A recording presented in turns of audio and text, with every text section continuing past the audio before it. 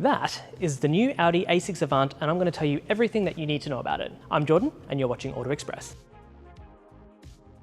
Okay, first things first, this is the A6 Avant, not the A7, that's right. Despite being told that all of Audi's ICE cars were going to have odd numbers, Audi has kind of changed course and decided to stick with the A6 moniker, which in our opinion is probably a wise decision. As you can see, it looks absolutely great here in the studio, and we think it's probably going to look pretty fantastic in the flesh as well. Now this is just under 5 meters long, so it is a pretty big car. Now this specific model here that we're looking at is the S line, which means that it gets a few unique design elements that are sort of sporty in nature.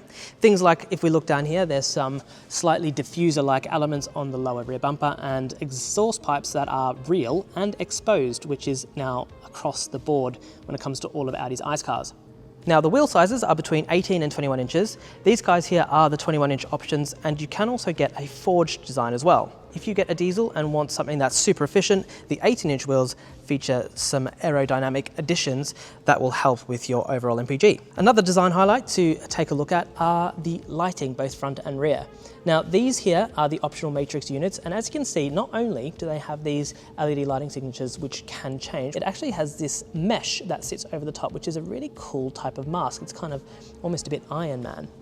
Now they're matrix as option and LED as standard. OLED taillights that we see here are also optional and have up to 7 different lighting signatures that you can choose from the inside. Overall though, we think that this new A6 looks absolutely fabulous. It's much slicker and cleaner than the last one, and something that you don't really notice unless you're standing close by is just how wide and how aggressively stanced this car is. The arches are pretty enormous, and remember, there's still an S and an RS6 to come as well, which is pretty cool. All right, to the inside of the A6 Avant, and first things first, this is a very plush cabin. Important things to know include things like the fact that the whole unit is curved, and the center main touchscreen that you see here is 14.5 inches. In addition to that, you also get a head-up display, which is about 85% larger than the old car. Beyond that though, Audi's designers have told us that even though it's quite similar to other Audis in the range, they really use materials and the fine bits of design to make this car feel just that little bit more special than the more mainstream A5. And straight away, everything is absolutely top-notch. There's this new octagonal steering wheel with the flush Audi grille, and little things like how the door cards really beautifully integrate themselves into the main dash. Okay, there is something that I probably should mention though, and that is the fact that this car has quite a bit of glossy black plastic across many of the surfaces, which you might find could scratch. Other things to note of the interior as well is just it doesn't feel massively spacious in here. The screen, while really big and clear to use and lovely to use, is actually sort of oppressive almost.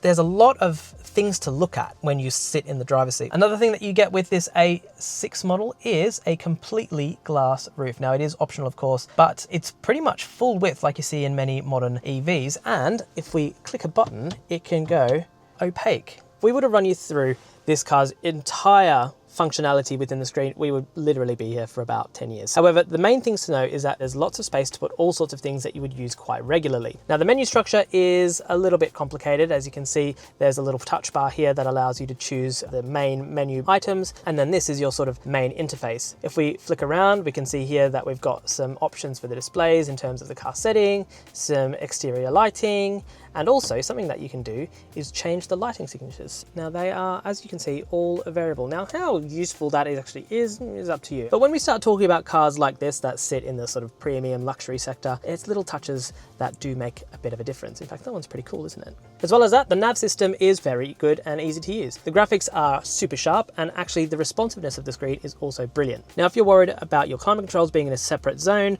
that's absolutely fine. They sit down here on the main and are super easy to use. As you can see, we can change the temperature just there, the heated seats are just there, no digging through menus, which is a nice bonus. Now another interesting thing that Audi has done with the inside of its modern cars is actually place a lot of the secondary controls, which are sometimes in the screen in other cars, down here on the driver's door. Now this little panel here looks like it might be a bit of a pain and that it's a bit complicated, but in actual fact it does work pretty well. As you can see, we've got our lock and unlock, we've got our lighting controls, mirror controls, seat controls, and our child locks as well. Now storage in the cabin isn't exactly this car's strong point. As you can see, there is a wireless charger there, which is good, and a couple of cup holders, but the center bin is pretty shallow, as you can see there. However, generally speaking, look, this car's got plenty of space elsewhere, so you'll be fine.